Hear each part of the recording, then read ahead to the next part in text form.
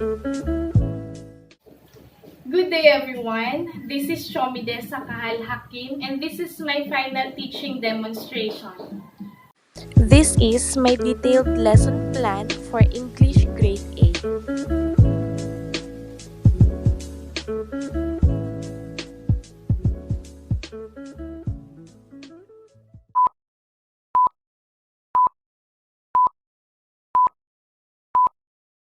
Good morning class! Before we will start our class for today, let us pray first.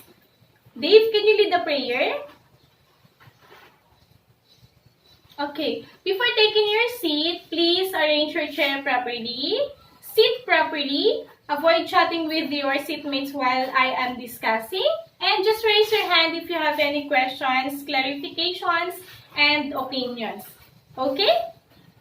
Now, I am going to check your attendance. Just say present as I called your name. Antonio. De la Cruz. Del Mundo. Okay, very good class. No one is absent. How are you today, class? Okay, I'm glad to hear that. Okay, for our short recap, what was our lesson yesterday? Yes, Maria? Yes, very good. Our lesson yesterday was all about sentences. So, who wants to give the definition of a sentence? Yes, Joanna? Okay, very good. Who wants to give an example of sentence? Yes, Maria? Okay, very good. Thank you, class. Now, we will proceed to our group activity. Yes, you heard right? Group activity. Okay, group yourselves into 4. Listen carefully, class. This is the instruction. For group 1, construct 5 sentences that tell something about a person, place, or events. For group 2, construct also 5 sentences asking a question. For group 3, construct 5 sentences expresses request and command. And for group 4, construct 5 sentences that show strong feelings and emotions like anger, sorrow, pain, or surprise. Okay, clear? I will give you 5 minutes. Double your time, class. 5 minutes later. Are all groups are done? Okay. Group 1 will be present their activity first, followed by group 2, group 3, and group 4. Go ahead, group 1. Thank you, group 1. Very good. Group 2. Very good, group 2. Group 3. Okay. Group 4. Okay, thank you, class, for participating. Now, we will proceed to our lesson for today. What do you think is our lesson for today? Our lesson for today is all about types of sentences. Those sentences that you've been constructed are all types of sentences. We will determine and identify now what are those sentences.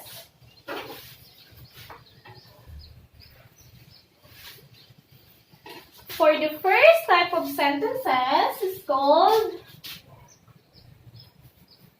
declarative sentences. Okay, class, what is declarative sentences? Who wants to read the definition? Yes, Joanna?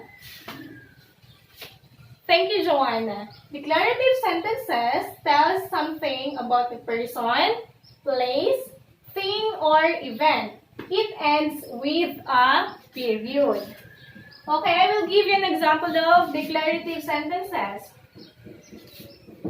COVID-19 is an infectious disease caused by a newly discovered coronavirus. Okay, class, why do you think the sentence that I have mentioned is called declarative sentence? Yes, Mark? Yes, that's correct. Because it tells something about COVID-19. And also, it ends with a period. Who wants to give another example of declarative sentence? Yes, Maria? Yes, that's correct. My mother is a health worker. It tells something about her mother. What else? Yes, Mark? Okay, very good class. Very good. Now, let us proceed to the second type of sentence. The second type of sentence is called interrogative. So what is interrogative sentence, class? Earlier, group 2 constructed interrogative sentence. Who wants to read the definition? Yes, May? Thank you, May. Interrogative sentence asks a question. It is punctuated and at the end of the question with a question mark. So, meaning it is about asking a question. Who wants to give an example of interrogative sentence?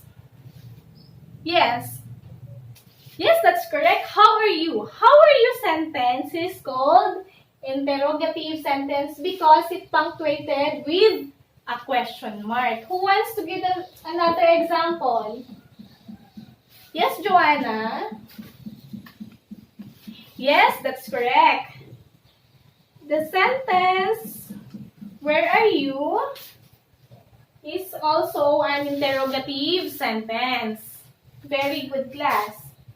Now, let us proceed to the third type of sentence. The third type of sentence is called imperative sentence. So, what is imperative sentence? Here's the definition, class. Imperative sentence has two kinds. What are these two kinds?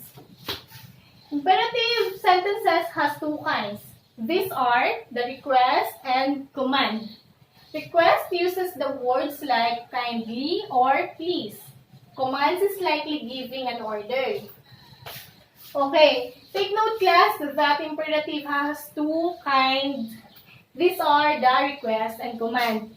For request, we are using the word like kindly, please. Okay, who wants to give an example?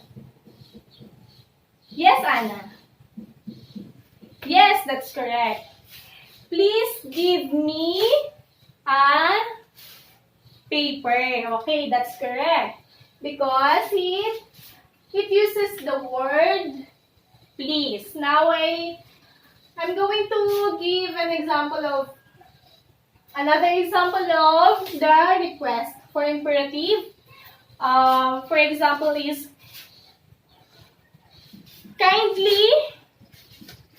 kindly give some candies. Yes, that's correct. And for command, it's like giving an order. For example, I'm telling you that class, take your seat. That's an example of command for imperative. Okay. Who wants to give another example of imperative sentence for request? Yes, Dave. Okay, that's correct. What else for command? Yes, Mark. Yes, very good. That's correct. Okay, let us proceed to the fourth or the last types of sentence. This is called exclamatory sentence. What is this exclamatory sentence, class? Who wants to read the definition? Yes, Joanna? Thank you, Joanna. Exclamatory sentence showing strong feelings and emotions like anger, sorrow, surprise, pain, etc. It is end with exclamation point. Okay, who wants to give an example of this? showing strong feelings and emotions. Like you are angry. Yes, that's correct. Okay. Another example is of exclamation point is exclamatory rather. Is yes, Dave. Yes, very good. My feet hurts. That's correct. Okay. Are these clear, class? Any questions? Clarifications?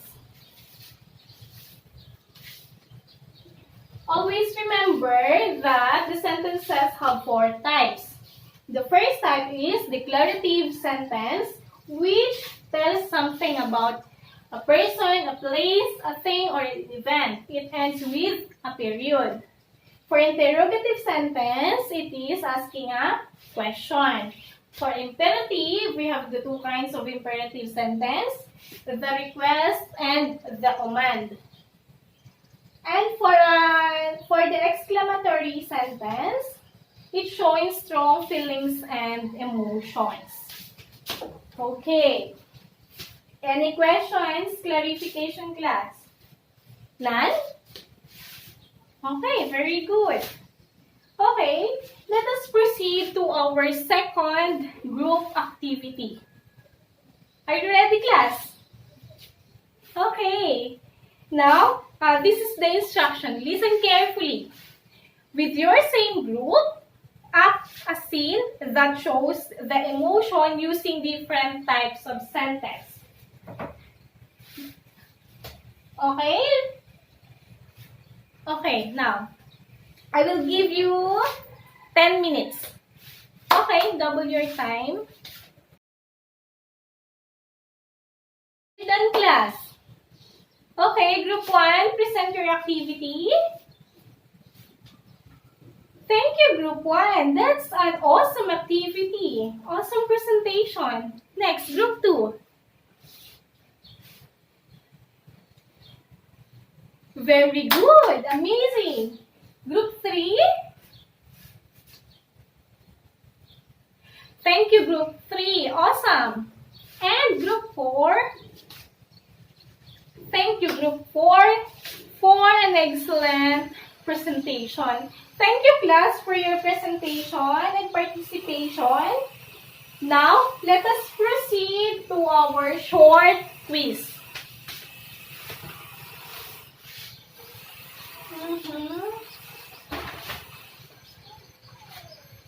Please get 1/4 sheet of paper.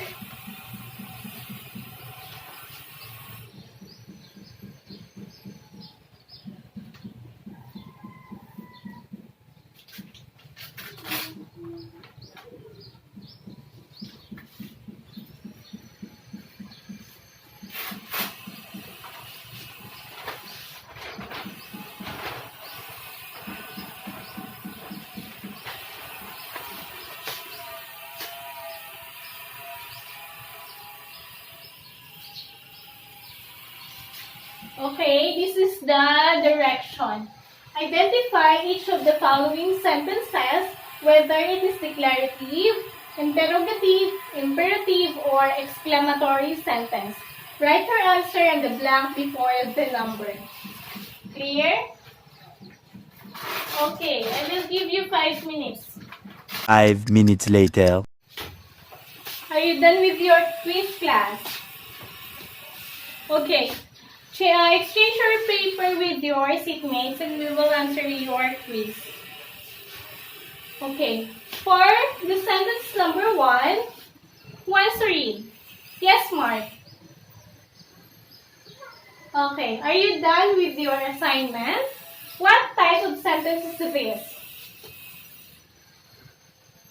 Yes, that's correct. It's interrogative sentence. Sentence number 2, I'm glad to see you here. I'm glad to see you here. Yes. This is exclamatory sentence. Sentence number 3. Yes, Maria. Fruits and vegetables are healthy foods. What type of sentence is this?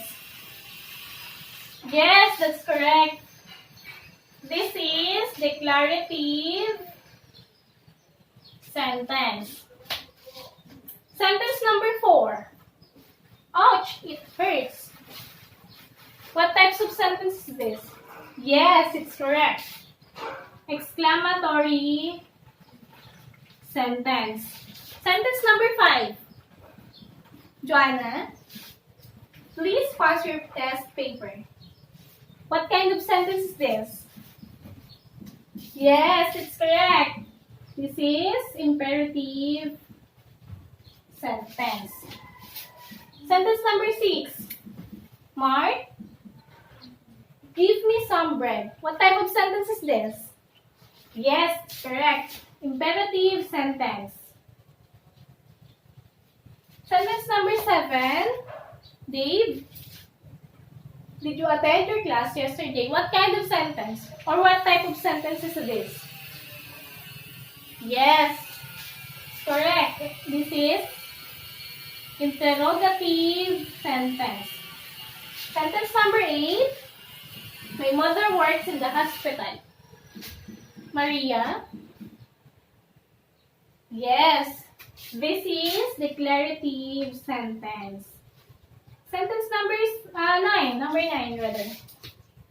How do we prevent COVID-19 disease? Yes, that's correct. This is interrogative sentence. The last sentence is, education is the key to success. Yes, very good. Declarative sentence. Okay, please pass your test paper. Who got the highest or perfect score? Wow, very good. Most of you got perfect score. Very good, class. Very good. Okay. Any questions? Clarifications? Does everyone understand what is the lesson all about? What are those type of sentences? Okay, very good. Okay, for our assignment, kindly research and read about types of sentences according to structure. Earlier, we discussed the types of sentences according to its use. For the next meeting, we will discuss the type of sentences according to structure.